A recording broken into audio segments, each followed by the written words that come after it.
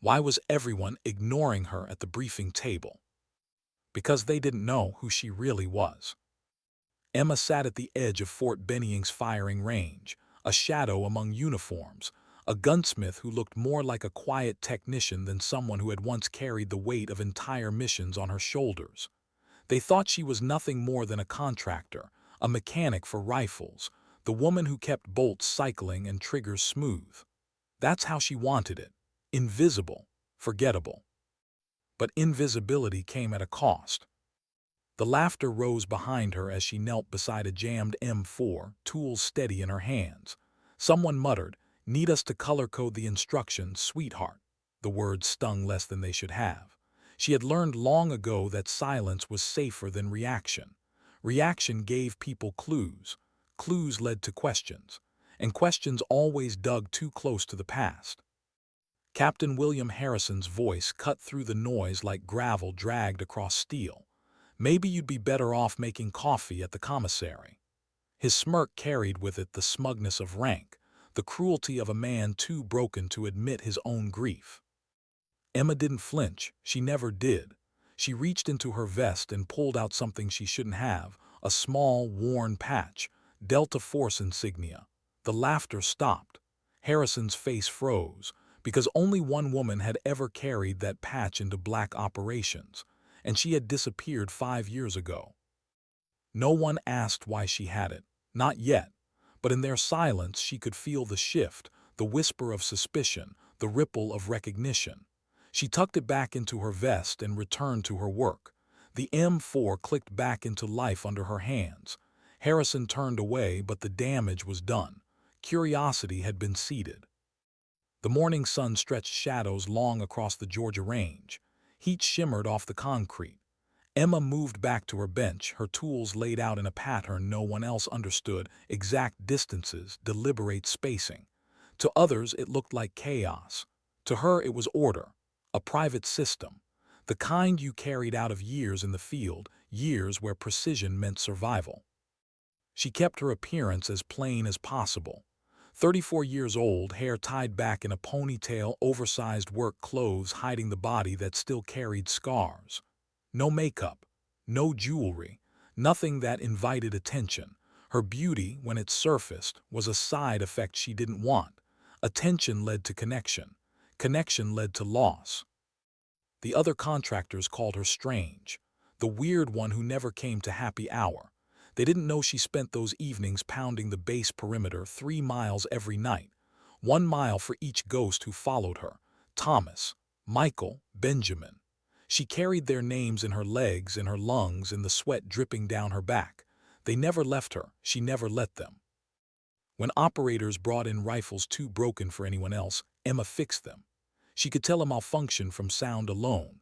The click, the scrape, the hollow catch of metal not meeting properly. Her hands bore calluses that no gunsmith should have. The kind that came not from repairing rifles, but from firing them, dragging them through sand and stone, clutching them for hours until the skin burned raw.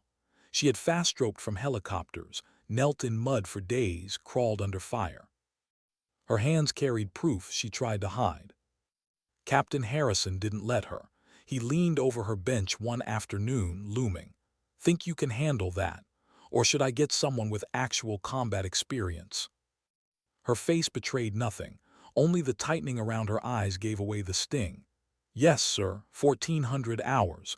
Calm, steady, unflinching. Harrison wanted more, wanted her to break, but Emma had learned control the hard way. She turned her focus back to the rifle. He left muttering just loud enough for others to hear.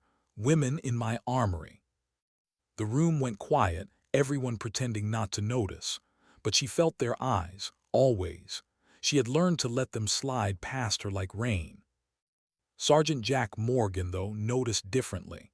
He had the eyes of a soldier who had walked through the desert and returned, but searching.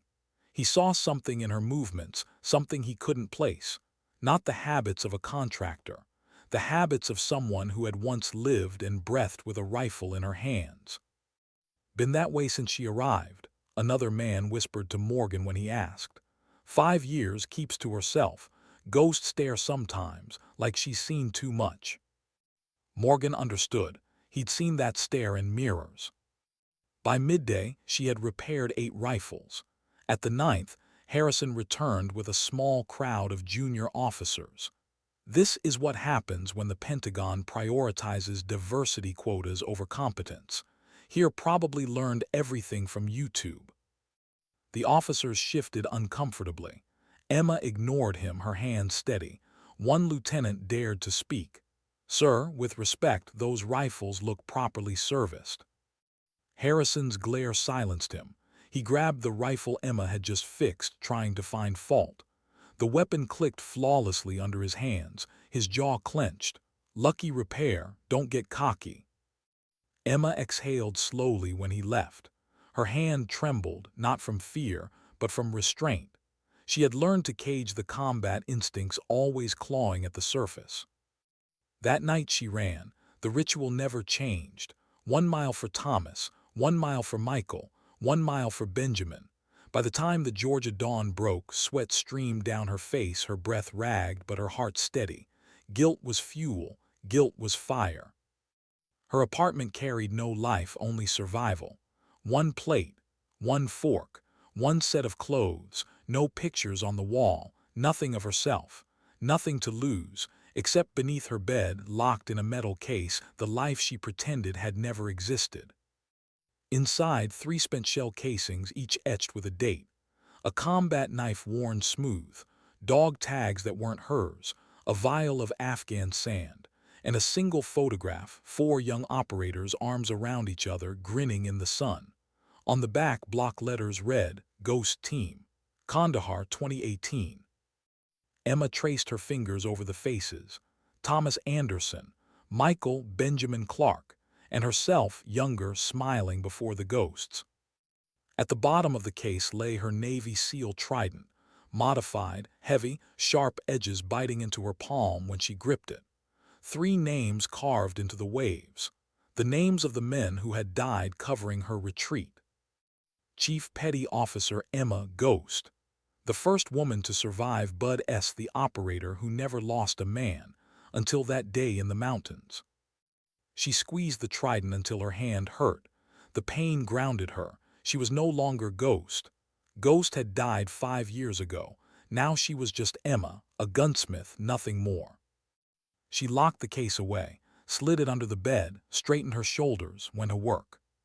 But the ghosts followed. They always did. That morning, Frank Carter, an old armorer with Vietnam in his bones, stopped by her bench. He had the same calluses she did, the same 1,000-yard eyes. Unlike the others, he never mocked her, just nodded sometimes, small, knowing gestures. "Harrison's on the warpath," he murmured low, pretending to fiddle with tools. "Pentagon brass visiting. He's looking to make an example of someone. Careful." Emma nodded once. That was all, but Carter wasn't done. "Some of us are meeting tonight. Legion Hall, you should come." She froze. Legion Hall meant veterans. Veterans meant questions. Questions meant danger, but Carter's tone was different, serious, weighted. "I'll think about it," she said, though both of them knew she already had.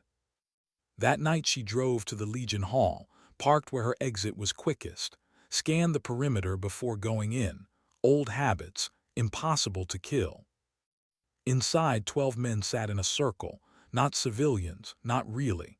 You could see it in the way they sat, always facing exits, always watching. Operators, her kind. Carter introduced her, Emma, armorer. But the way they looked at her, it wasn't dismissal, it was recognition. One gray-haired man leaned forward. "Most armorers don't check weapons like you do. Most don't run perimeter routes every night, rain or shine. Most don't move like operators.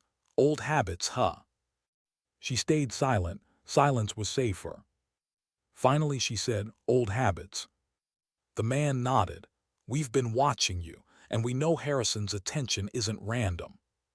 Her pulse quickened. "Then tell me why." The man's answer was quiet, measured, heavy. "Because Harrison's nephew was Thomas Anderson." The name hit like a rifle shot. Emma's mask held, but inside everything cracked. She excused herself quickly. out into the night air, her breath sharp, her body taut like a drawn bow. She had carried Thomas's memory every mile, every dream, every silent day. And Harrison, the man who tormented her daily, was the uncle of the operator who had died in her arms. She stared up at the night sky, her hand pressed to her chest where the tattoo lay hidden beneath fabric and scars. A trident inked with waves, marked with the names of her fallen. The tattoo she never showed. The tattoo that, if seen, would shatter her cover forever. And she knew, sooner or later, someone would see it. Why did she keep running from a past that never stopped chasing her? Emma rose before dawn, her body moving on ritual before her mind even caught up. She laced her shoes, stepped into the humid Georgia air, and hit the perimeter road. The rhythm never changed. 1 mile for Thomas, 1 for Michael, 1 for Benjamin, each stride a silent prayer she never spoke aloud. By the time she returned, sweat drenched her shirt, her pulse heavy in her ears, but her mind calmer. She showered, dressed, and walked into another day at Fort Benning. The base looked the same as it always did, straight lines, barking voices, routines like clockwork. But Emma noticed everything, always had, exits, angles, shadows, and the way Captain Harrison was watching her more than usual. At her bench, her tools were ready, lined out in their private code. She tried to focus, but Carter's words from the Legion Hall echoed. Harrison's nephew was Thomas. The truth pressed against her ribs like a blade. She hadn't expected the connection, but now everything about Harrison's obsession made sense. The insults, the needling, the endless pressure. It wasn't about her being a woman. It wasn't about her work. It was about the ghosts. By mid-morning, Harrison struck.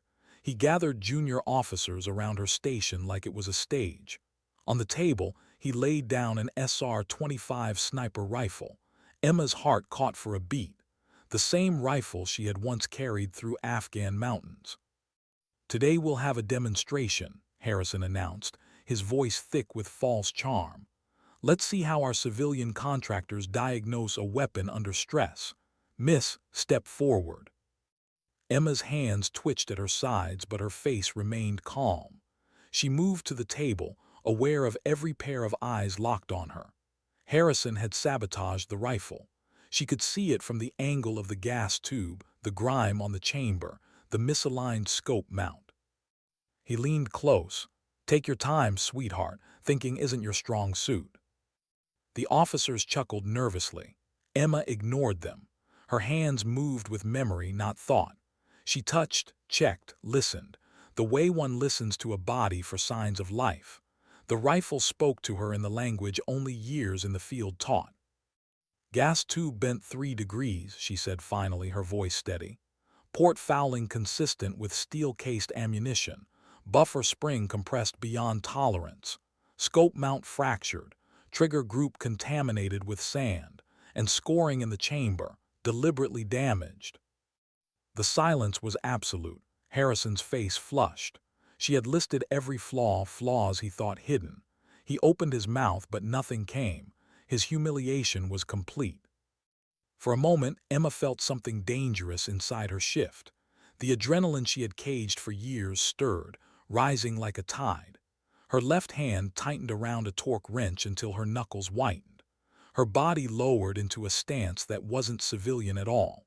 For 3 heartbeats, the quiet armorer became a predator. Harrison saw it. Everyone did. The harmless contractor transformed into something lethal, something they couldn't name but instinctively feared. And then, just as quickly, it was gone. She released the wrench. The danger receded. She was Emma again. The crowd dispersed in silence. Harrison stormed off. Emma packed her tools, her movements steady, though her hands still trembled from the near break. She had almost let ghost out. Almost. But one man had noticed more than anyone. Lieutenant Colonel Robert Wilson. Salt and pepper hair, calm eyes, the kind of presence that didn't announce itself but commanded attention. He'd served in special operations before shifting into liaison roles, and he recognized things others didn't. The way Emma moved, the way she flinched at helicopter noise, The way she signed to another armorer in hand signals not taught outside naval special warfare. He had seen her tattoo too, or at least the edge of it. A wave pattern folding into a trident, inked along her arm. A mark only a handful of operators had ever earned. Wilson left the range early. In his office he pulled up classified databases. Redactions filled the screen, but fragments told the story. Call sign, Ghost, female operator, first woman through Bud's countless missions, record extractions, impossible infiltrations. And then Operation Iron Shield, 4 inserted, 3 killed, 1 survivor. The survivor's name blacked out. Wilson leaned back. He didn't need the file to tell him what he already knew. Emma was Ghost. And Harrison, he wasn't just a bitter old captain. He was Thomas Anderson's uncle. Wilson felt the weight settle on him. 2 wounded predators circling each other, one blaming the other for loss, the other blaming herself. And between them, the truth no one had spoken aloud. That evening, Emma returned to her apartment. She checked the perimeter, then locked herself inside. She pulled the case from beneath her bed. The trident, the shells, the photograph. She held them in her hands, felt their weight, and whispered the words she had never spoken outside her head. "I'm sorry I couldn't bring you home." The grief came hard, the way it always did when she let the walls slip. She sank to the floor, clutching the trident, tears burning her face.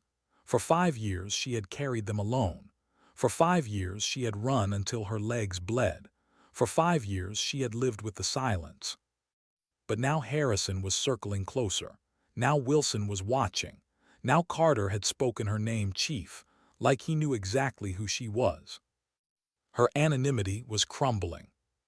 The next morning she arrived at the range 30 minutes early as always. She walked through the gate, past the guard, and into the hum of the armory. Her heart beat steady, but her eyes scanned everything the way they always did. The exits, the faces, the weight of tension in the room. Carter caught her eye. He moved close, voice low. "He's going to push harder, be ready." Emma nodded once. She always was. By mid-morning, Harrison struck again. This time no audience of officers, just himself, a folder in his hands. His face was pale, eyes bloodshot but burning. "5 years," he said, his voice raw.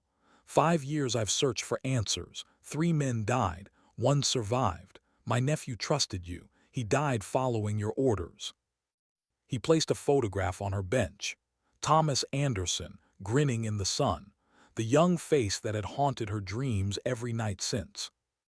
Emma's mask cracked for a heartbeat, just a flicker, but Harrison saw it. His voice hardened. "I knew it. I knew you were there. Chief Petty Officer Emma, Ghost, the only survivor of Iron Shield." The armory froze around them. No one moved. Carter shifted closer. Wilson appeared in the doorway. The air grew heavy with something everyone felt but no one could name. Emma rose slowly, her eyes locked on Harrison's. "Not here," she said. "My office." They moved together, predator and prey, though no one could say which was which. Inside the cramped room, Emma closed the door. She faced him squarely, no longer the quiet gunsmith. Shoulders back, chin high, eyes burning with the intensity of the operator she had once been. "You spent 5 years trying to break me," she said. "Congratulations, Captain, you succeeded." Harrison's hands shook as he placed the folder on her desk. "I just want to know what happened. To Thomas, to my nephew." Emma stared at him for a long moment, her silence dragging. Then she said, steady as stone, "We were betrayed." The words landed like thunder. She told him everything. The double agent, the ambush, Thomas taking the sniper's bullet while shielding their comms man, Michael and Benjamin falling one by one, the impossible choice to leave their bodies and carry the intelligence out. Her voice never broke, but her eyes did just once. Harrison sat down hard as if the weight had finally broken him. His anger drained, leaving only grief. "His last words," he whispered. Emma's hand tightened into a fist. "He told me, Tell Uncle will I finish the mission." The silence stretched between them, two broken soldiers caught in the gravity of loss. Harrison's eyes filled, and for the first time in years he wept.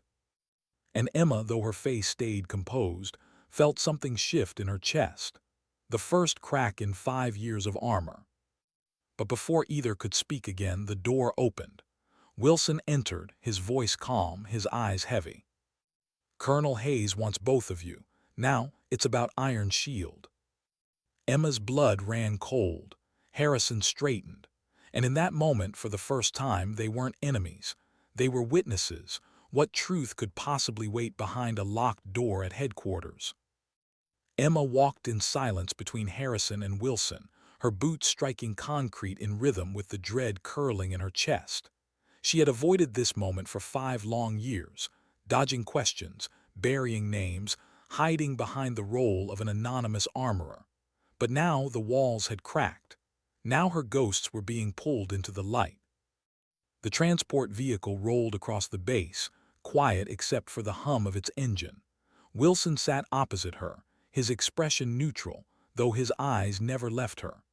Harrison clutched the folder of classified photographs like it was both weapon and shield, his jaw clenched hard enough to tremble. Emma's gaze swept the road.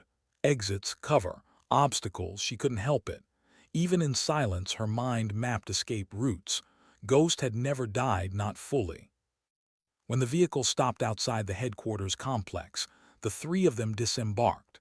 Wilson led them through layers of security, the kind that would have rattled civilians but meant little to her.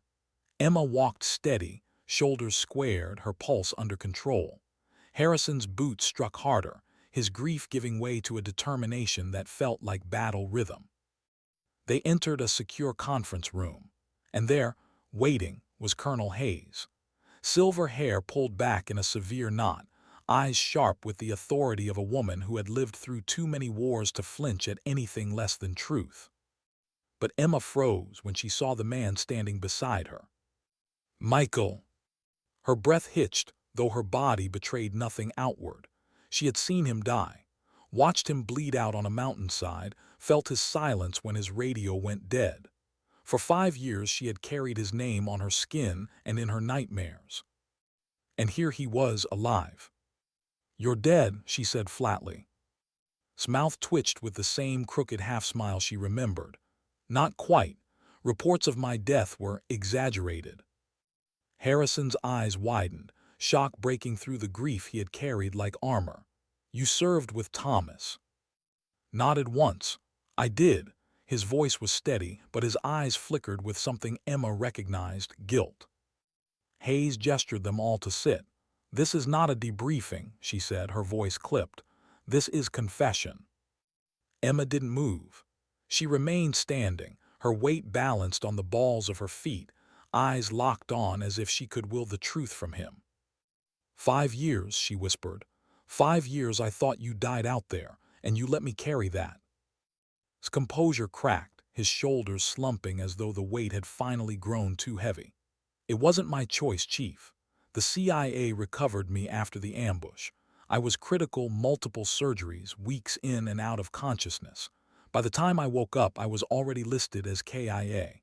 They told me it was for operational security, that if I resurfaced, the assets cover, and the intelligence I carried would be compromised." Emma's jaw tightened. "Operational security." The words dripped like venom. "And in the meantime, I spent 5 years burying you with the others."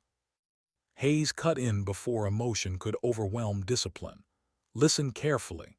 Operation Iron Shield was compromised from the beginning.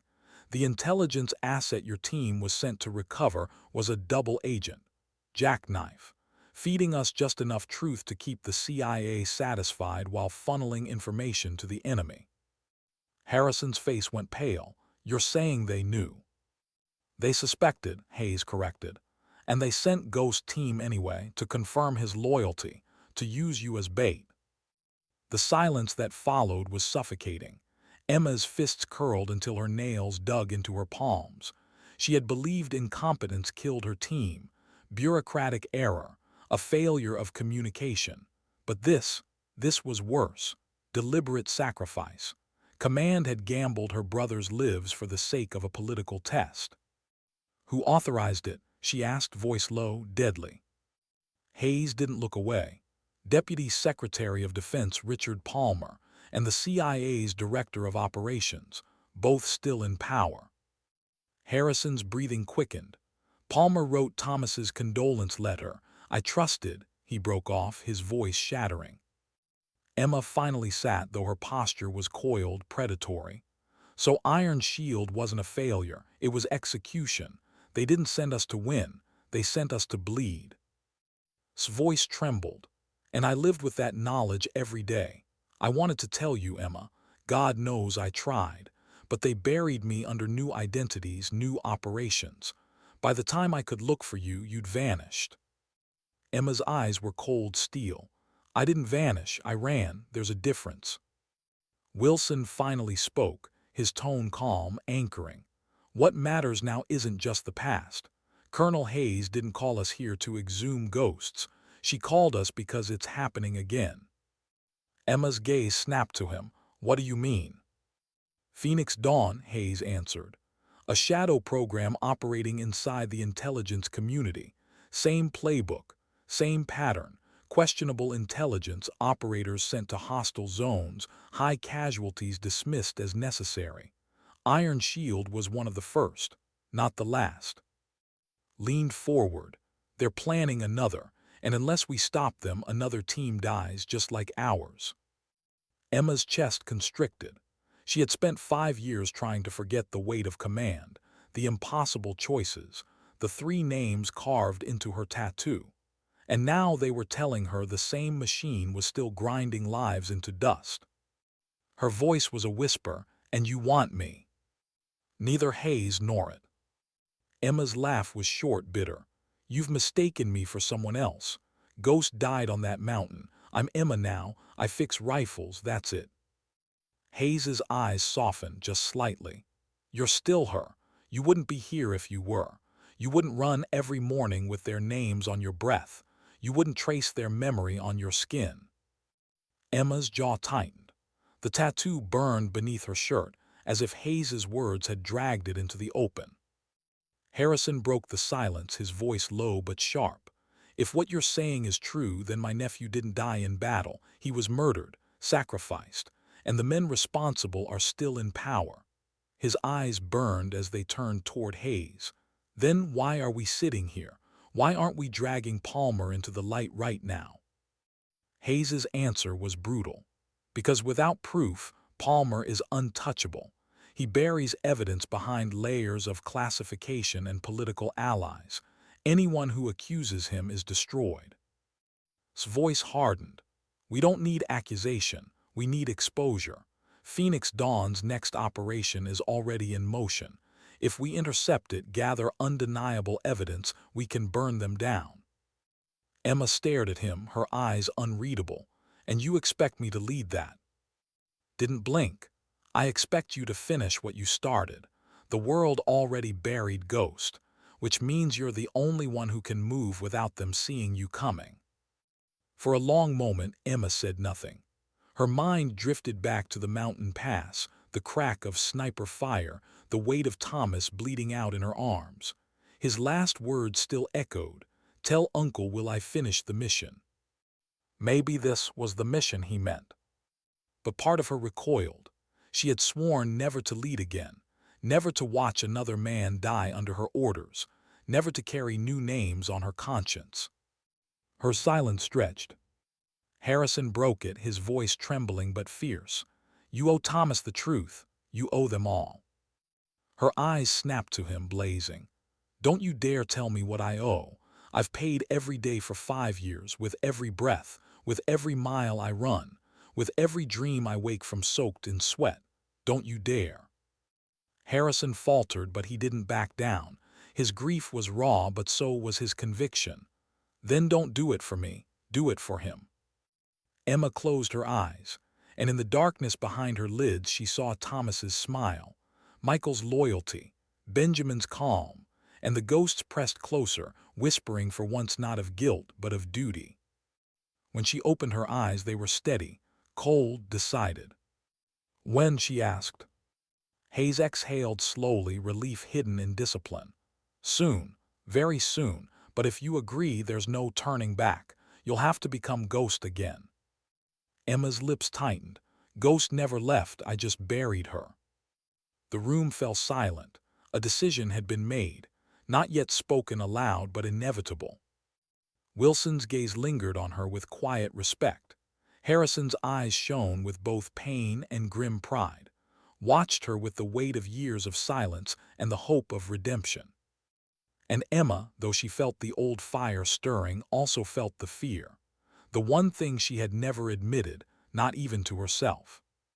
She was terrified not of dying, but of surviving again. Why did the weight of choice feel heavier than the weight of war? Emma lay awake in her apartment long after midnight, staring at the ceiling as shadows traced across the walls. The decision she had made, or perhaps the decision that had been made for her, pressed down like a rucksack filled with stones. She had said yes without saying it. One word, one question. When? And suddenly 5 years of exile were over. But she wasn't ready, at least not in the way she once had been. Ghost had been forged through fire, sharpened by endless drills, tempered by blood and loss. Ghost had been unstoppable, but Emma, this quiet, invisible version of herself, had survived only by hiding, by pretending. Could she become that operator again? Did she even want to? Sleep never came. When dawn painted the Georgia sky with muted blues and golds, she rose, laced her shoes, and ran. The ritual was the only thing that still made sense. 1 mile for Thomas, 1 for Michael, 1 for Benjamin, but this morning something shifted, because now Michael was alive. She had run a mile for a ghost who was still breathing, while 2 remained forever buried beneath Afghan stone. Her pace faltered. The ritual no longer fit. The balance had been broken. Back at the range, she kept her head down, working rifles with the same precision as always. But inside, everything had changed. Carter noticed first. The old SEAL-turned armorer sidled over, his voice pitched low. "You look different." Emma didn't glance up. "I'm fine."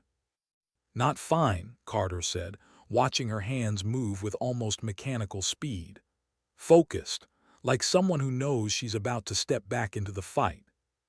Emma's jaw clenched. "You talk too much." Carter chuckled softly. "And you hide too much, but I know that look. You're already halfway gone."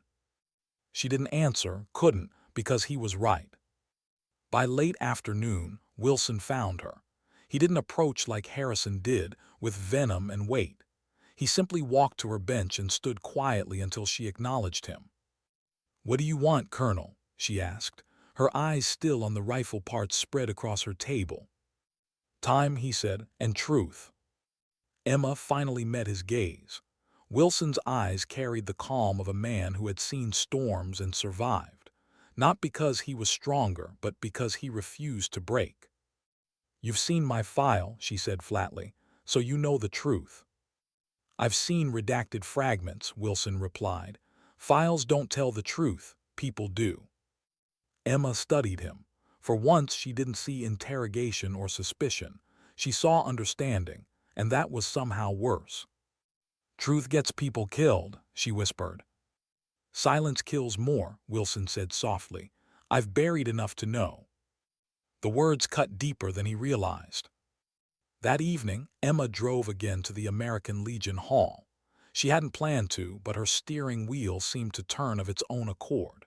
The same circle of veterans sat waiting, men whose eyes never truly rested, whose hands carried invisible weight. Carter nodded her toward the empty seat. "You came," he said simply. Emma sat. For the first time, she didn't try to disappear. One of the men leaned forward, his voice gravel in age. "We've all been where you are. Different wars, same ghosts, but some of us," his eyes softened, "don't get the choice to bury them. They drag us back, whether we want it or not." Emma swallowed hard, her throat tight. "And what if I don't want to go back?" The man shook his head. "Doesn't matter what you want, matters what's needed." The room went quiet, and for a moment Emma felt something stir, connection. Dangerous, unwanted, but undeniably human. She had spent 5 years in silence, convincing herself she was alone. And yet here were men who carried their own haunted miles, who saw through her mask without tearing it off. When she returned to her apartment, she unlocked the case beneath her bed. This time, she didn't just hold the trident. She placed it on the table in the open, its metal catching the dim light. She set the 3 casings beside it, the knife, the dog tags, the photograph, a shrine of memory, a battlefield of ghosts. Her hand hovered over the tattoo hidden beneath her shirt.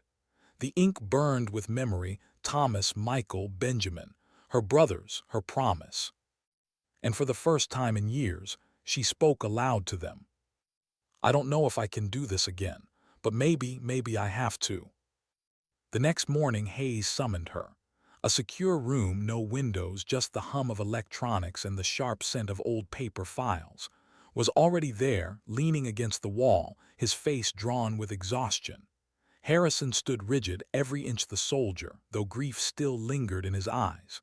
Wilson waited quietly, watchful as ever. Hayes placed a file on the table. Phoenix Dawn's next operation is imminent. A team is being sent into hostile terrain in Eastern Europe. Intelligence suggests compromised assets, same pattern as Iron Shield. Emma didn't touch the file.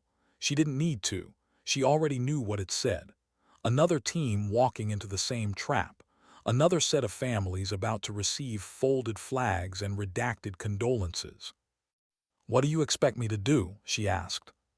"Stop it," Hayes said simply. Emma's eyes narrowed. "With what team? You think I can walk into another alone?" His voice was quiet, almost pleading. "Not alone with me." She turned on him, anger sharp. "You lost the right to stand at my side when you let me believe you were dead." Flinched, but he didn't back down. "And I'll carry that every day, but this isn't about me. It's about the next Thomas, the next Michael, the next Benjamin. If we don't stop this, they'll die the same way." The words pierced her anger, though she refused to show it. Hayes leaned forward. "You don't have to lead, just guide. Just bring the experience only you carry. That's all we ask." Emma almost laughed. "All we ask," as if it were so little. Harrison spoke then, his voice rough, stripped of pride. "You told me Thomas's last words, that he finished the mission. If you walk away now, his words mean nothing. If you walk away, Palmer wins." Emma looked at him. For 5 years this man had tormented her. For 5 years he had been the thorn in her side, the constant shadow.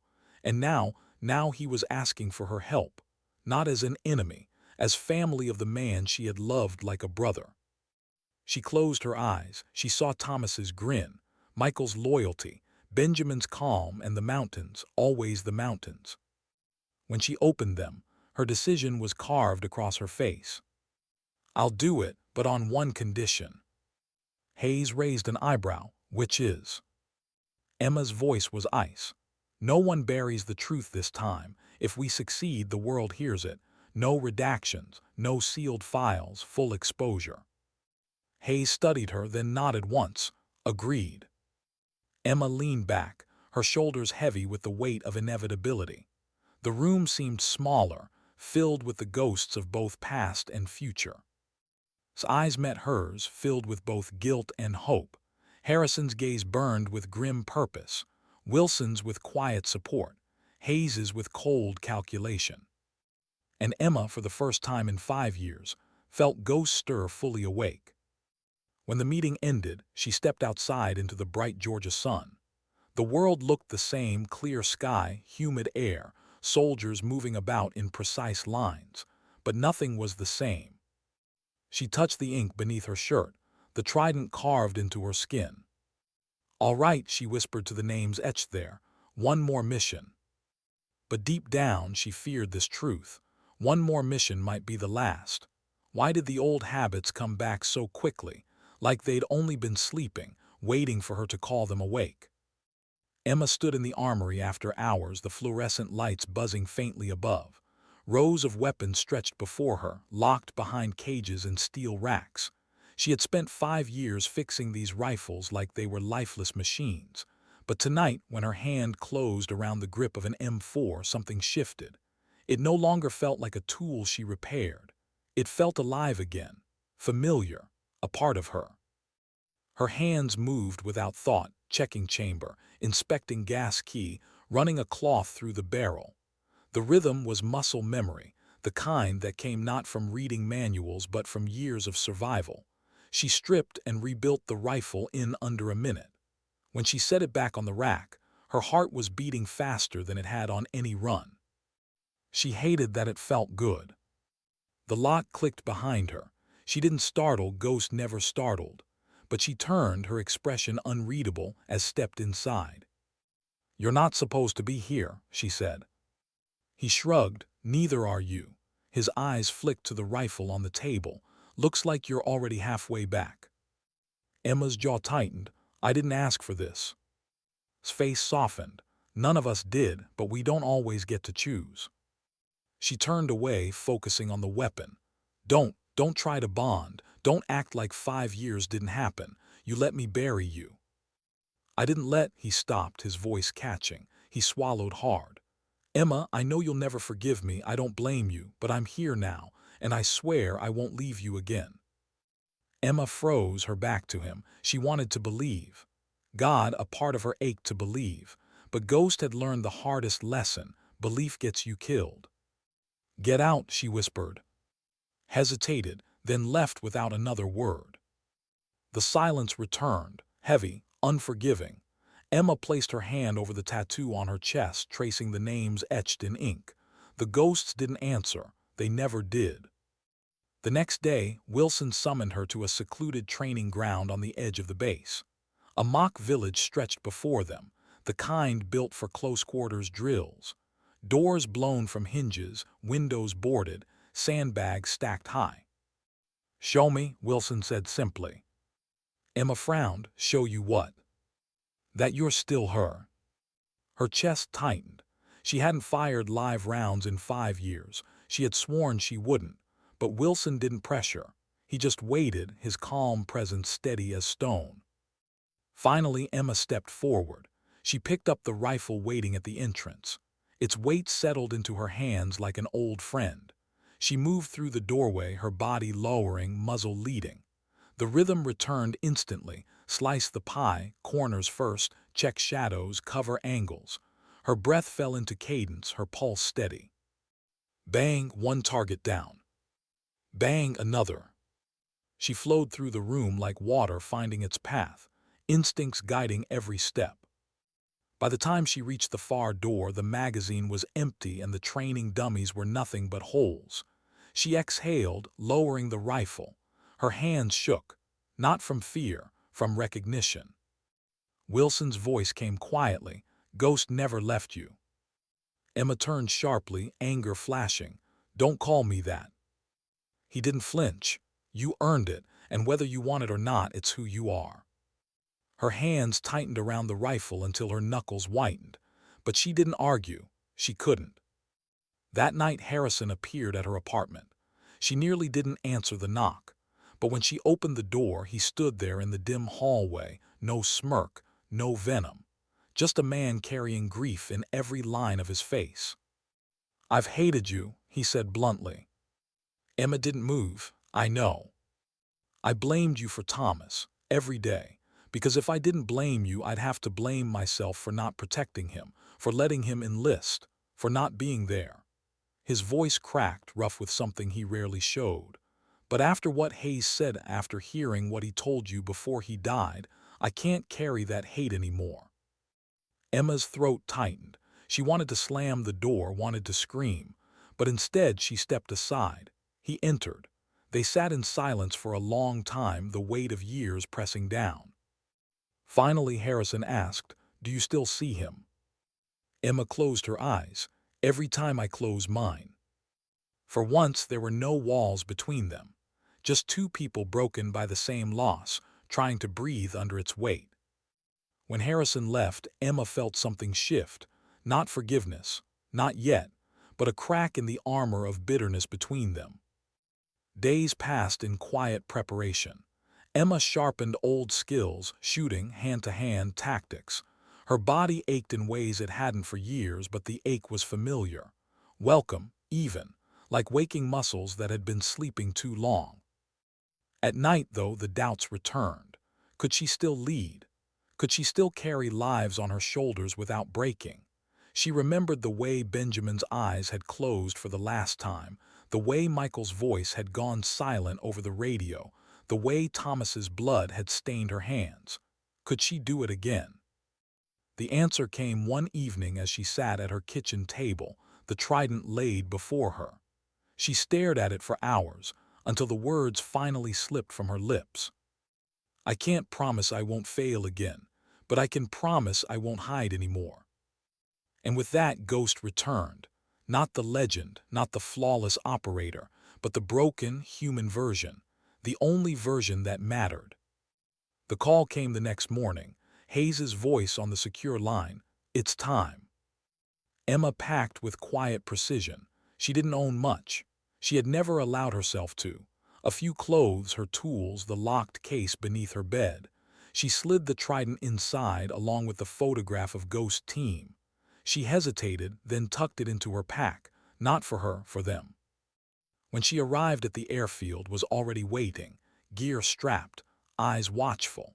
Harrison stood nearby, stiff but steady, wearing the weight of both grief and duty. Wilson moved with the calm authority of a man who had seen too much to be rattled by one more storm. The hum of aircraft engines filled the night. The team moved toward the transport plane.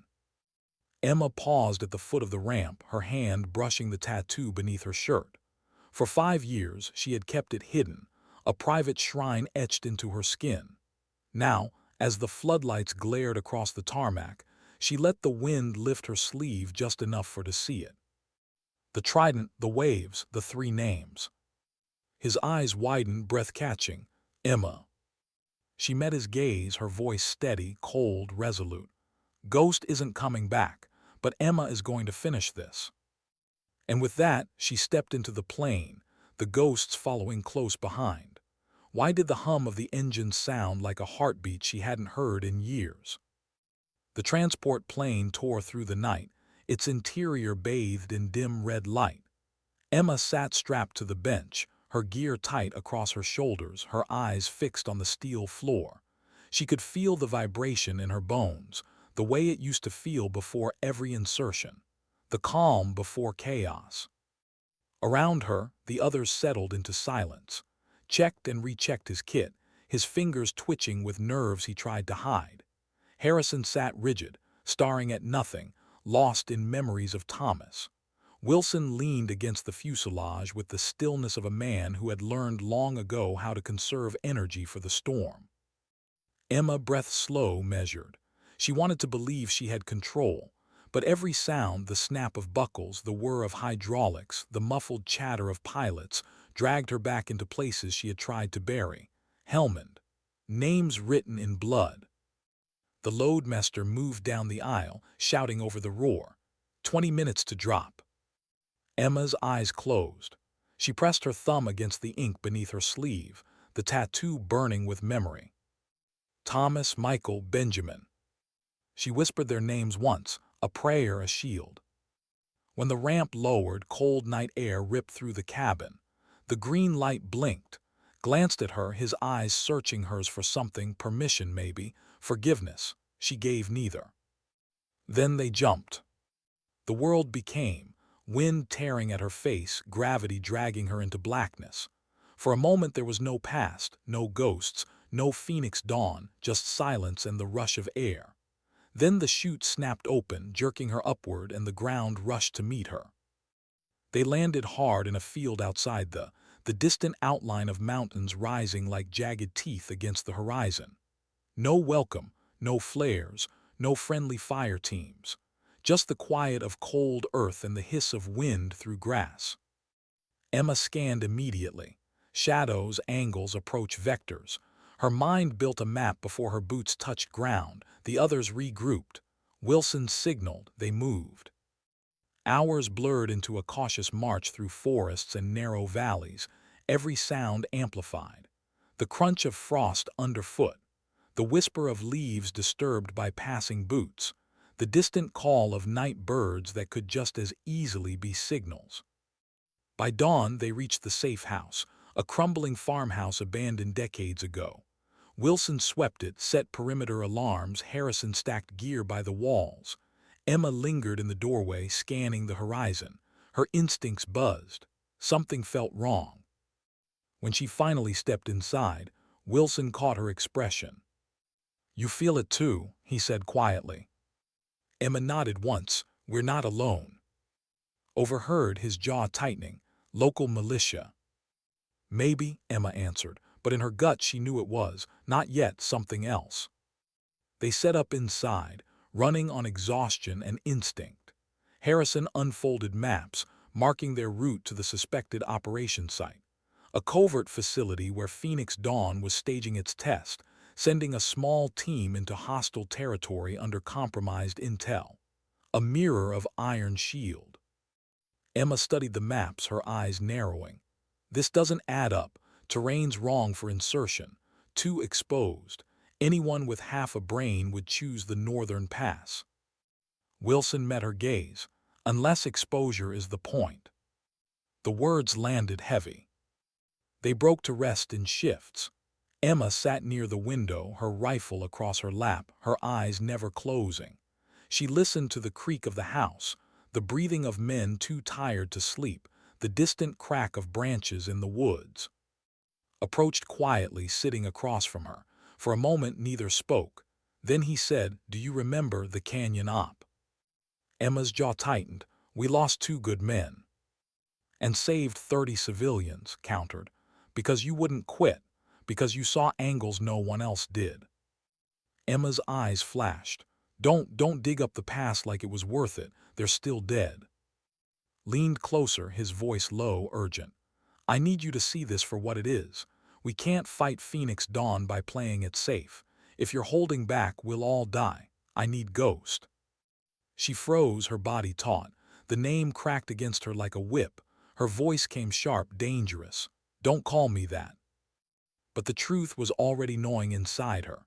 She had tried to be Emma, the quiet armorer, the simple woman with simple routines. But out here, under the weight of silence and the promise of betrayal, Ghost was surfacing. By the 3rd night they were on the move again.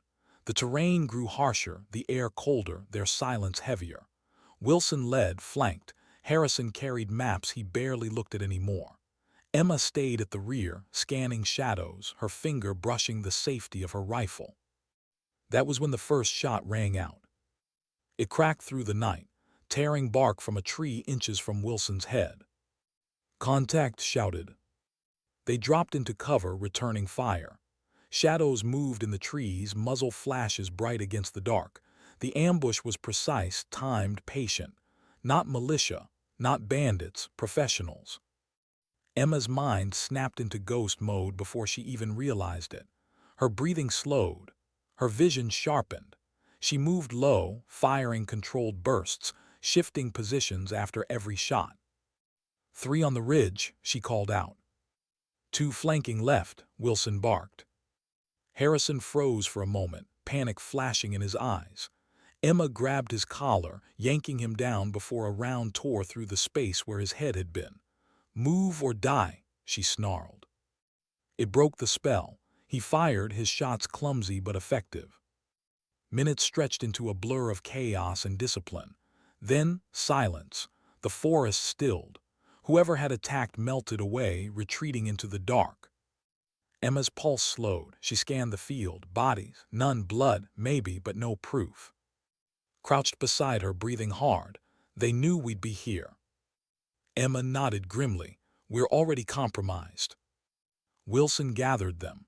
"We can't stay. If they wanted us dead, they'd have pressed harder. This was a probe." Emma's gut twisted. A probe, testing their defenses, measuring them, just like Iron Shield.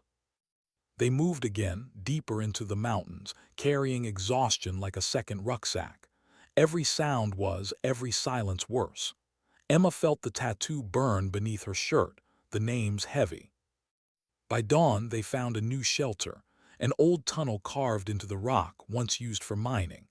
They collapsed inside, breath steaming in the cold air. Harrison sat against the wall, his hands shaking. Emma crouched in front of him, her voice steady but sharp. "You freeze like that again, you die, and you'll take the rest of us with you." His eyes lifted to hers, raw with both fear and shame. "I'm not him," he whispered. "I'm not Thomas." Emma's chest tightened. She saw it then, not just his anger, not just his grief. His fear. Fear of failing where Thomas had been brave. Fear of never living up to his nephew. She placed a hand on his shoulder, firm. "I don't need you to be Thomas. I just need you to be here." For a moment his eyes glistened. Then he nodded, swallowing hard. As the others drifted into exhausted half-sleep, Emma stayed awake, her rifle resting across her knees. She stared into the dark tunnel ahead, the silence pressing in. Her mind whispered what she refused to say aloud. This wasn't just a mission. It was a trap. And this time, the ghosts waiting at the end might not let her walk away. Why did the silence after betrayal feel louder than the gunfire before it? The tunnel was damp and cold, every drip of water echoing like a ticking clock. Emma sat with her back against the stone, rifle across her knees, eyes locked on the darkness ahead. The others slept in fragments against the wall, Harrison curled on his pack, Wilson sitting upright like a sentry who refused to close his eyes. She should have rested. Every muscle screamed for it, but rest invited dreams, and dreams brought the mountain back. So Emma stayed awake, listening, waiting. The crackle of a radio broke the stillness. Subtle, faint, but too clear to mistake. Emma's head snapped toward the sound. Wilson stirred, his hand moving to his pistol. "Not me," he whispered. "Zback." Emma moved before thought. She ripped it open, hands tearing through gear until she found it. A transmitter, small and sophisticated, buried beneath layers of clothing. Still blinking, still live. Jerked awake, his eyes widening when he saw what she held. "Wait." Emma's fist connected with his jaw before he could finish. He hit the ground hard, the sound of impact sharp in the echoing tunnel. "You son of a—" Harrison surged forward, grabbing by the vest, fury flooding his face. "Stop," Wilson barked, his voice cutting through the chaos. Emma didn't move. Her boot pinned his chest to the ground, rifle aimed square at his face. Her pulse hammered, rage and betrayal twisting inside her chest. "You've been feeding them our location," she hissed. Coughed, blood trickling from his lip, but his eyes stayed locked on hers. "Not feeding them. Monitoring. Insurance." "Insurance," Harrison snarled. "You almost got us killed." Emma's finger tightened on the trigger. Her voice was low, dangerous. "Give me one reason I shouldn't end this right now." Didn't flinch. "Because if you do, you'll never know the truth. That transmitter isn't mine. It was planted." Emma's eyes narrowed. "Liar." Wilson stepped closer, crouching to inspect the device. His brow furrowed. "He's not lying. This isn't standard agency issue. This is Phoenix Dawn hardware, state-of-the-art. And if it's been live this whole time—" "They've been tracking us since we landed," Emma finished. Sat up slowly, wincing. "I told you, Emma, I didn't choose to disappear. They buried me, reshaped me. Phoenix Dawn owns people inside the CIA, inside defense, inside everywhere. They've been building this for years. We're not just fighting a program, we're fighting a machine." Emma's fury didn't fade. The sting of betrayal was too sharp, but the logic sat heavy. He was right about one thing: Phoenix Dawn wasn't sloppy. They wouldn't risk losing them this early. They wanted something bigger. Wilson destroyed the transmitter with a sharp stomp of his boot, grinding it into the stone until sparks flickered and died. The silence that followed was suffocating. "We move now," Wilson said firmly, "before they adjust." They left the tunnel before dawn, moving quickly through the mountain passes. The cold bit at their faces, every breath a cloud of white in the dim light. Emma's mind churned. Betrayal or half-betrayal hung between them like smoke. Harrison walked stiffly, glancing back at him often, mistrust written across every line of his face. Hours passed, the climb grew harsher, and then, as the sun broke through the clouds, they saw it. The facility. A sprawling compound tucked into a valley camouflaged by terrain and shadow. Guard towers stood at the corners, patrols moving with precise rhythm. Trucks came and went through heavy gates, the insignia on their sides deliberately erased. But Emma recognized the structure. She had seen its twin before. Helmet, iron shield. Her chest tightened. "They built it again," she whispered. Wilson crouched beside her, binoculars raised. Same setup, same pattern, operators inside already. If we don't intercept, they'll be chewed up and buried. Harrison's fists clenched, like Thomas. Emma's breathing slowed. Her vision narrowed. Memories pressed hard against the present, gunfire in the mountains, radio static, her team's voices fading one by one. "Not again, not this time." His voice was low. "We can't storm it, too many bodies, too much hardware. We need proof, not suicide." Emma turned on him, her eyes cold steel. "Then tell me, why are we here? To watch it happen again? To add more names to the list?" Didn't answer. His silence was answer enough. Wilson lowered the binoculars. "We don't need to storm it. We need their files. Every op order, every comm log, every transfer. If we get that, we expose them. We burn them in daylight." "And how exactly do we get in?" Harrison asked bitterly. The plan that followed was thin, fragile as glass. Insisted he could access a side entrance through an old drainage system. Wilson mapped out entry and exit points. Harrison was tasked with overwatch, though his hands still trembled whenever he held the rifle. And Emma would lead the breach. That night, as they prepared, Harrison pulled her aside. His voice was tight, angry, but not at her, at himself. "I freeze again, I die, I know, but what if I take you with me? What if I'm the weak link?" Emma studied him, her eyes softer than he expected. "You're not weak, you're scared. So am I. Fear's not the enemy, freezing is." His shoulders slumped, a tear slipping down his cheek before he could stop it. Thomas wasn't scared. Emma's voice was a whisper. Yes, he was, we all were. Courage isn't about not being scared, it's about moving anyway. For the first time, Harrison believed her. When night fell, they moved. The mountain air was razor-sharp, every sound amplified in the silence. Led them to the drainage shaft, its rusted grate half buried in frost. They slipped inside one by one, the tunnel cramped and suffocating, reeking of stagnant water and rust. Emma's breath came slow, controlled, but her chest burned. Memories pressed harder here, dark tunnels, whispers, blood. She pushed them down. One step, another. At the far end, paused, his hand on the hatch. He looked back at Emma. "Once we go through, there's no going back." Her reply was steady, carved from resolve. "There never was." The hatch creaked open. They slipped into the underbelly of the facility. Dim lights buzzed overhead. Pipes hissed with steam.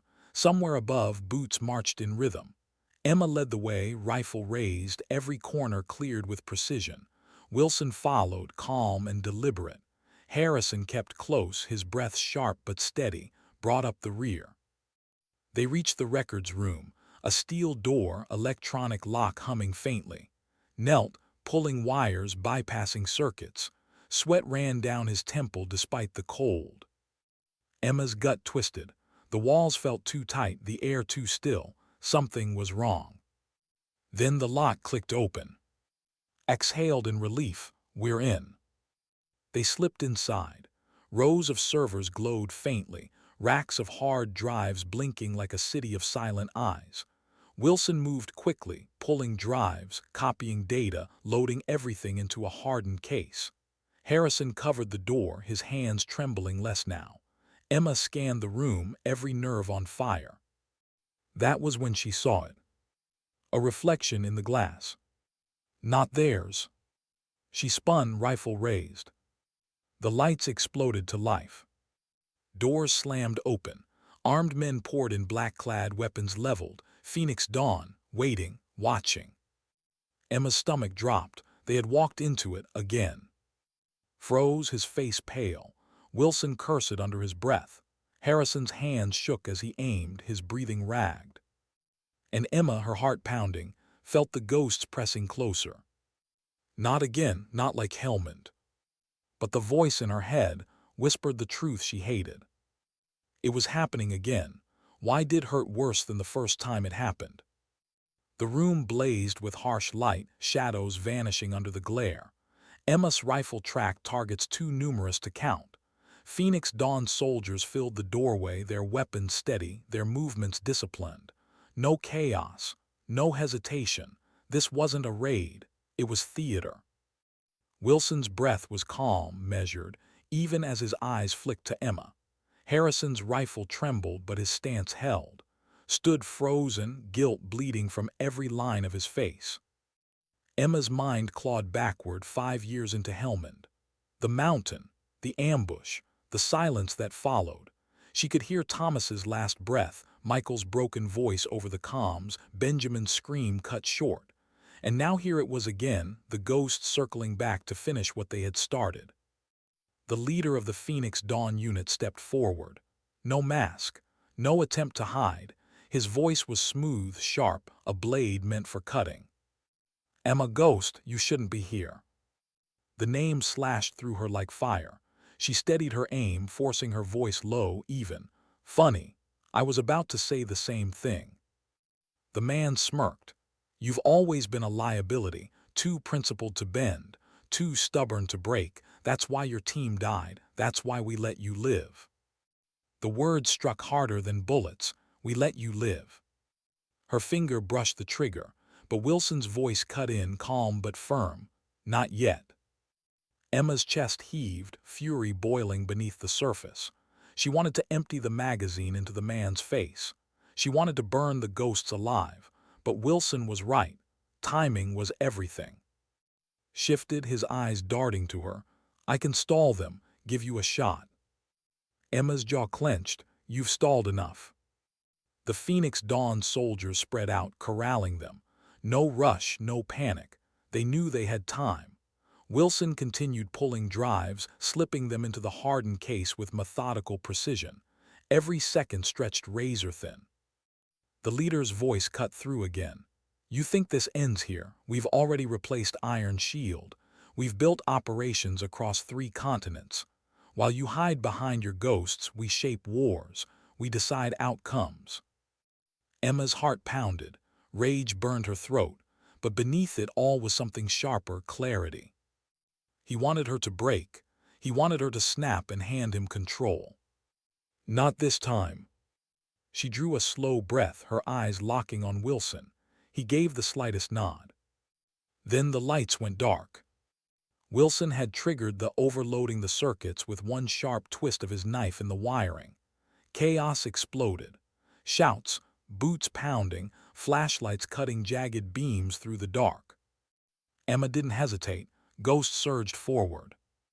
Her rifle barked in controlled bursts, each round precise, each shot purposeful. Moved with her, his guilt drowned beneath necessity, his rounds cutting into the shadows. Harrison froze for a fraction too long before Emma's shout ripped him back into motion. "Move!" They pushed through the confusion, gunfire tearing through racks of servers, sparks raining down.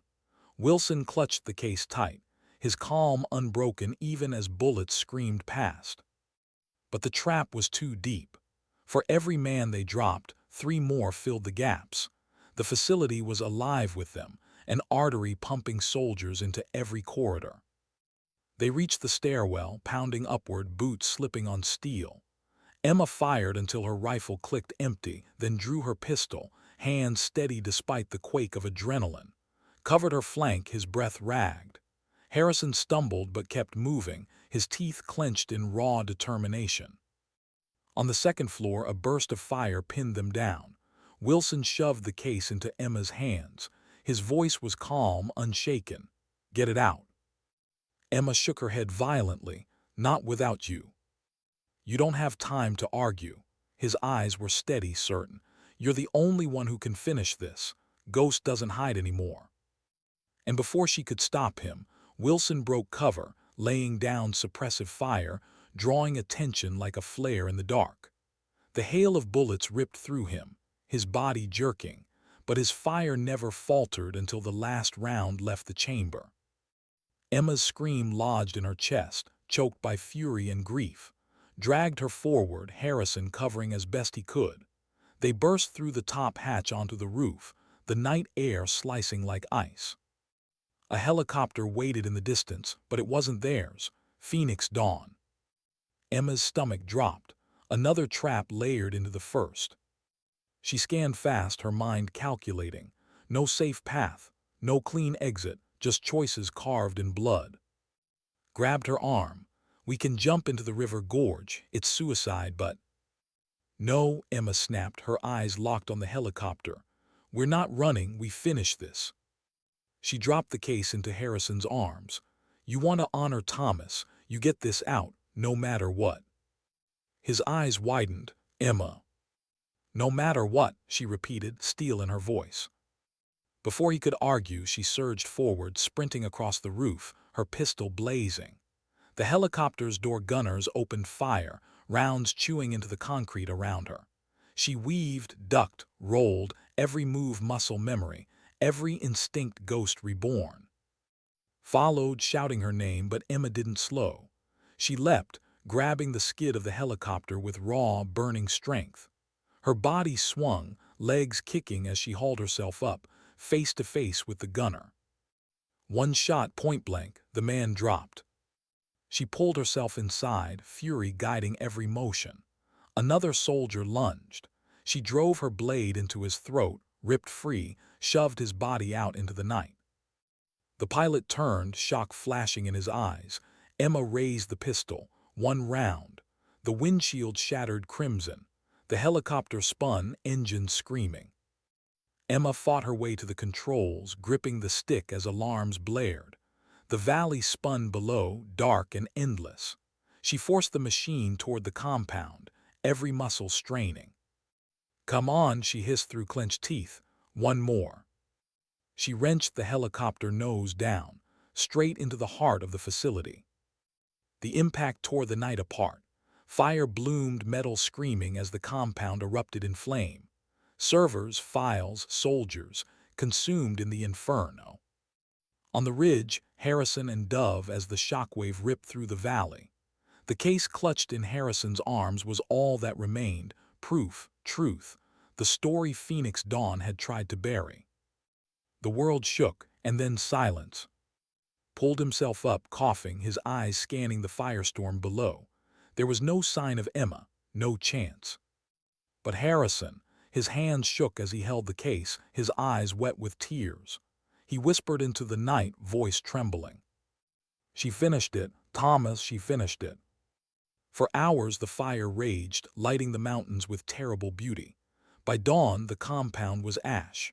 Phoenix Dawn's secret was gone, but the files lived, clutched in Harrison's arms, carried by battered frame. And Emma Ghost was gone with it. Or perhaps, in a way, she was more alive than ever.